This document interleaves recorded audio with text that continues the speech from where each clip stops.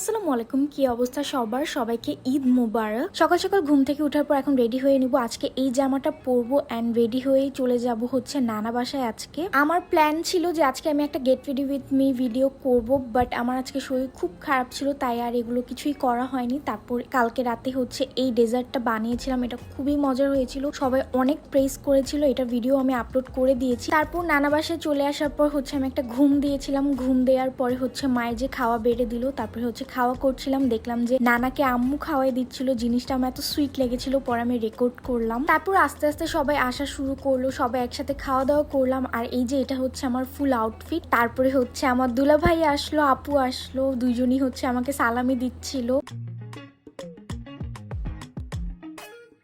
আলহামদুলিল্লাহ আমাদের মানুষজন দিয়ে নানার রুম একদম পুরা ফুলফিল ছিল। নানা তো দেখে খুব খুশি ছিল। তারপরে আমরা সালামি নিয়ে মজা করছিলাম, সবার কাছে সালামি নিচ্ছিলাম, দিচ্ছিলাম।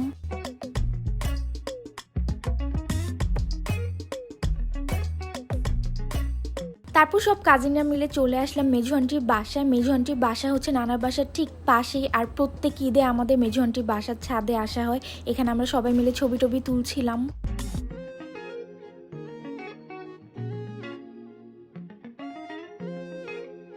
তারপর সবাই মিলে ছবি টবি তুললাম, আড্ডা দিলাম। আজকে আমার খুব গরম লাগছিল, থ্যাঙ্কফুলি আপু এক্সট্রা ড্রেস এনেছিল, পরে সেটা পরে নিলাম। তারপর চলে আসলাম শান্তি আন্টির বাসায়। আজকে সান্নুর বার্থডে ছিল, পরে ছোটখাটোভাবে সবাই মিলে সেলিব্রেট করলাম। So yeah, that's it for today's video. Thank you so much for watching. আল্লাহ হাফেজ।